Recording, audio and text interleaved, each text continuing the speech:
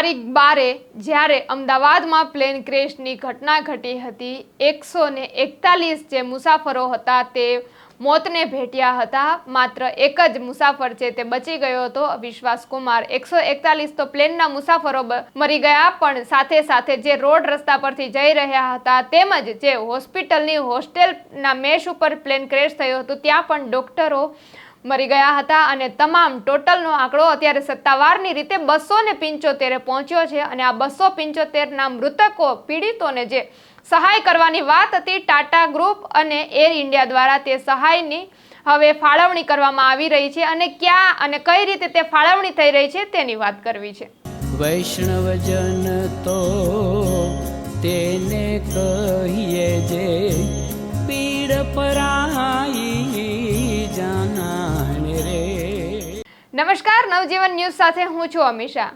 જે અમદાવાદ પ્લેન ક્રેશની ઘટના ઘટી તે ઇન્ટરનેશનલ લેવલે પણ તેની નોંધ લેવાઈ ચૂકી છે, કારણ કે એર ઇન્ડિયાની ફ્લાઇટ જ્યારે લંડન જઈ રહી હતી અમદાવાદથી ટેક ઓફ થઈ અને ગણતરીના જ સેકન્ડમાં જ્યારે આ પ્લેન ક્રેશ થયું અને તેમાં 242 મુસાફરો હતા અને એક જ માત્ર વિશ્વાસ કુમાર બચી ગયા હતા અને 241 લોકો મૃત્યુને ભેટ્યા હતા। ત્યારે સાથે સાથે જે પ્લેન ક્રેશ થયું ત્યાં હોસ્પિટલની હોસ્ટેલની મેશ હતી ત્યાં પણ કેટલાક ડોક્ટરો છે તે પણ મોતને ભેટ્યા હતા। તો રોડ રસ્તા ઉપર જે લોકો અવરજવર કરી રહ્યા હતા તેમ પણ આ પ્લેન ક્રેશની ઘટનામાં નીચે આવી ગયા હતા અને તેમના પણ મોત નીપજ્યા હતા અને તમામ ટોટલનો આંકડો અત્યારે 275 પહોંચ્યો છે। અને જ્યારે આ પ્લેન ક્રેશની ઘટના ઘટી ત્યારે ટાટા ગ્રુપે જાહેરાત કરી હતી કે જે મૃતકો છે, જે પીડિતો છે તેમને 1-1 કરોડની સહાય કરવામાં આવશે। ત્યારબાદ એર ઇન્ડિયાએ પણ જાહેરાત કરી હતી કે એર ઇન્ડિયા દ્વારા પણ 25-25 લાખની સહાય કરવામાં આવશે।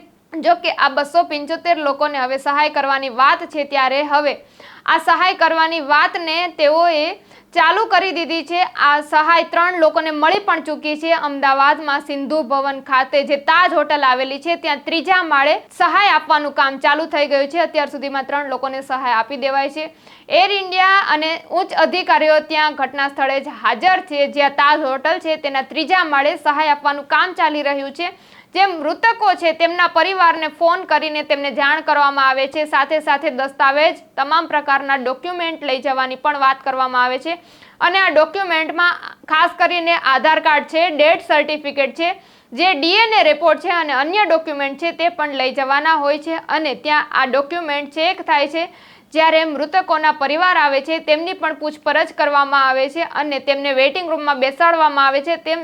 જેમ જેમ અધિકારીઓ તેમને મળતા જાય છે તેમ અધિકારીઓ પાસે તેમને બોલાવવામાં આવે છે આ પરિવારજનોને અને તેમની પાસેથી રિપોર્ટ લેવામાં આવે છે અને તમામ ડોક્યુમેન્ટ ચેક કરવામાં આવે છે। આ ડોક્યુમેન્ટ જ્યારે અધિકારીઓ ચેક કરે છે, પરિવારજનો સાથે માહિતી મેળવે છે અને DNA રિપોર્ટ અને ડેથ સર્ટિફિકેટનું ચેકિંગ કરી ત્યારબાદ આ ફાઇલ તૈયાર કરી આ ફાઇલને દિલ્હી મોકલવામાં આવે છે। દિલ્હીમાં પણ તેનું ચેકિંગ થઈ રહ્યું છે અને 3-4 દિવસની અંદર જ જે આ એર ઇન્ડિયા છે અને ટાટા ગ્રુપ બંને દ્વારા જે સહાયની વાત કરવામાં આવી છે અને તે સહાય 1 કરોડ ને 25 લાખ જેટલી સહાય છે એ પીડિતોના પરિવારજનોને આપવામાં આવે છે। એ ચેક પ્રક્રિયા હેઠળ તેના 3 થી 4 દિવસની અંદર જ બેંક એકાઉન્ટમાં આ સહાયને આપી દેવામાં આવે છે અને ધીમે ધીમે દિવસે ને દિવસે આ સહાયમાં હવે સિલસિલો હાથ ધરવામાં આવ્યો છે અને આ કામગીરી હાથ ધરીને જે મૃતકોના પરિવાર છે તેમને બોલાવવામાં આવી રહ્યા છે। ખાસ કરીને સિંધુ ભવનના જે તાજ હોટલના 3જા માળે આ સહાય આપવામાં આવી રહી છે અને પરિવારજનોને ફોન કરીને બોલાવવામાં આવી રહ્યા છે। તો તમારે જ્યારે આ સહાય લેવા પહોંચો ત્યારે ખાસ કરીને આધાર કાર્ડ, ડેથ સર્ટિફિકેટ અને DNA રિપોર્ટ લઈ જવાના રહેશે તેવી પણ ઉચ્ચ અધિકારીઓ દ્વારા કહેવામાં આવી છે। ત્યારે આ અંગે તમારું શું કહેવું છે? કમેન્ટમાં તમારા પ્રતિભાવો ચોક્કસથી જણાવજો। પલ-પલની અપડેટ નવજીવન અમે તમારા સુધી પહોંચાડતા રહેશું। ત્યારે નવજીવન ન્યૂઝ ચેનલને લાઇક, શેર, સબસ્ક્રાઇબ કરવાનું ભૂલતા નહીં। વૈષ્ણવજન તો તેને કહીએ જે પીડ પરા